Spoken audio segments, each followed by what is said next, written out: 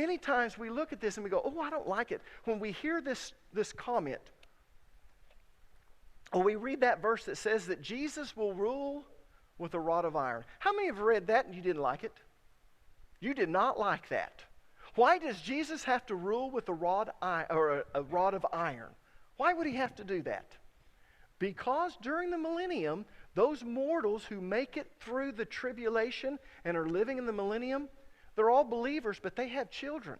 And those children still have the Adamic nature. And because of the Adamic nature, there will be those, no matter that they're living on an earth where they see Jesus and they see all of these good things and they understand that Jesus is the Messiah, they still have a free will. So there will be those who are unrighteous, and they will be punished. Look at Isaiah chapter 65, verse number 20. No longer will babies die when only a few days old. No longer will adults die before they have lived a full life. Now we're going to find out a little bit later that a full life means the age of trees. And when you go over to Israel, what they're referring to are olive trees. And how long do olive trees live? Anyone know? They can live up to 2,000 years. Some longer. Oh my gosh. Yeah. So no longer will adults die before they have lived a full life. No longer will people be considered old at 100. You know, it's kind of a milestone when a person makes it to 100, right? No longer. Only the cursed will die that young. You know, it'll be like this in the millennium. Oh my gosh. They died as an infant. They were 104. Yeah. I'll expound on that in just a little bit.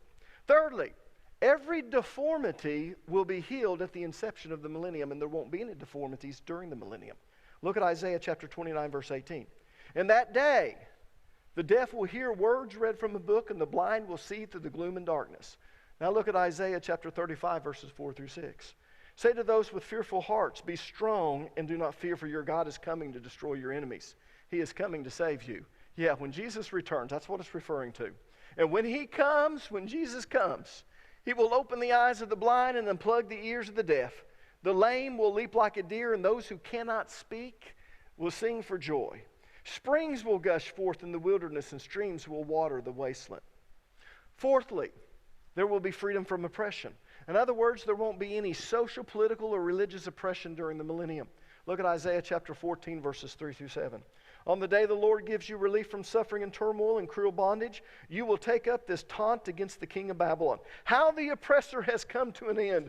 How his fury has ended. The Lord had broken the rod of the wicked, the scepter of the rulers, which in anger struck down people with unceasing blows, and in fury subdued nations with relentless aggression. All the lands are at rest, and at peace they break into singing. Now you need to understand that Babylon is kind of a figure of speech after the Babylonian captivity. So when they refer to Babylon, they're referring to evil government. They're referring to things that are not of God. And what they're saying is, governments have oppressed the people. No longer will it be like that. Fifthly, parents will reproduce children, as I've already stated. Remember, those who survive the tribulation will enter the millennium as mortals. We won't be mortals. Why will we not be mortals? Because when the rapture occurs, when Jesus comes for his church, which is a totally different thing. It's the rapture right there. Now, the rapture doesn't start the tribulation. That's why there's this little dotted line before you get to the tribulation. The 7-year peace treaty is what starts the tribulation. The rapture will only occur a little bit before then. We don't know how long a gap there will be before the 7-year peace treaty. But what's going to take place when this rapture occurs is that those who are dead in Christ, their bodies will rise from the grave to be reunited with their soul. And they're going to have a resurrected body just like Jesus. And the rest of us who are alive, we're going to be snatched up in the air, and our bodies are going to be transformed, and we're going to have a resurrected body. Yeah. That's what's going to happen. So, those who go through the tribulation, they weren't caught up in the rapture. If they live through the tribulation, they're going to be mortals, and they're the ones that's going to enter into the millennium. And they will have children who will have children who will have children. So the earth's population is going to soar because, as I said, there's not going to be any sickness or disease, and death will be rare. But those born during the millennium will be born with the Adamic nature and a free will, so salvation will be required for the mortals. Look at Isaiah chapter 65, verse 20. No longer will babies die when a few days old. No longer will adults die before they have lived a full life. No longer will people be considered old at 100. Only the cursed will die that young. Jeremiah chapter 31, verse 29 says, the people will no longer quote this proverb. The parents have eaten sour grapes, but their children's mouth pucker at the taste. All people will die for their own sins. Those who eat the sour grapes will be the ones whose mouths will pucker. In other words, everyone will be responsible for their own soul during that period. So those born during the millennium must accept and acknowledge Jesus Christ as Lord. But their parents' faith will have no bearing on that child's relationship with God, just as it is today. But there's something different that he's actually quoting in this verse. And did anyone pick it up? How many of you remember that it says that God will pass the sin down to the second, third, all the way down to the fourth generation? Anyone ever read that? What does that mean? Does that mean that God is punishing children for their parents' sin? No, what it means is our sin doesn't just affect us. So if I didn't raise my girls right, they won't raise their children right, who won't raise their children right. Therefore, my sin is passed down. And it's not that God is doing that, it's just the way this sinful world works. But during the millennium, that won't be. If the parents eat the sour grapes, in other words, if they don't raise their children right, the children are going to grow up in this world, this millennium, where they're going to see Jesus. They're going to see God in the way it's supposed to be.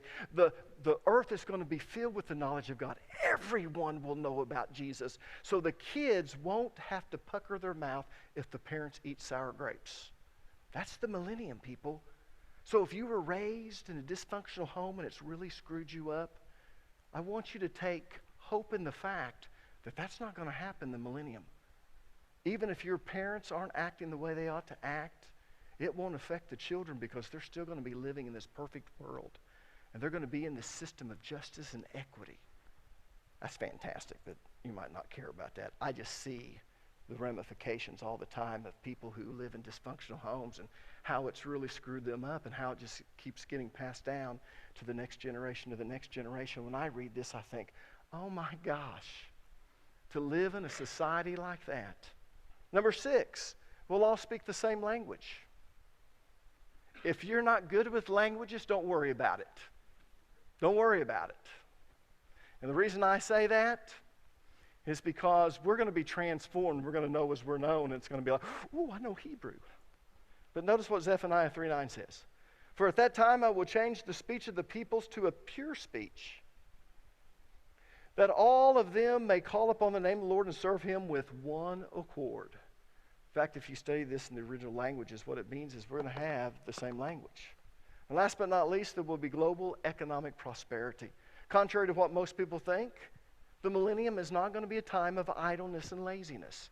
I don't know why, but people think, when I go to heaven, there is no more work. I got bad news for you. Honey, man was created to work. Adam and Eve were created to work before the fall. We're going to work in heaven, and we're going to work during the millennium because God created us to work. And if you don't like work, well, thank God he's going to transform you.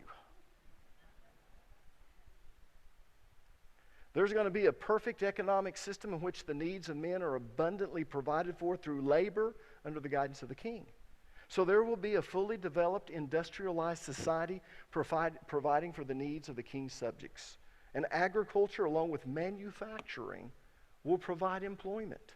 Look at Isaiah chapter 65, verse number 20. I love this. No longer will babies die when only a few days old. No longer will adults die before they lived a full life. No longer will people be considered old at 100. Only the cursed will die that young. Now, the reason I read that has nothing to do with what I'm talking about. And so you know, this is that passage of Scripture that deals with the millennium.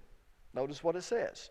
In those days, the days when everyone lives this long, people will live in the houses they built and eat the fruit of their own vineyards that they worked. Unlike the past, invaders will not take their houses and confiscate their vineyards. For my people will live as long as trees. Oh my gosh.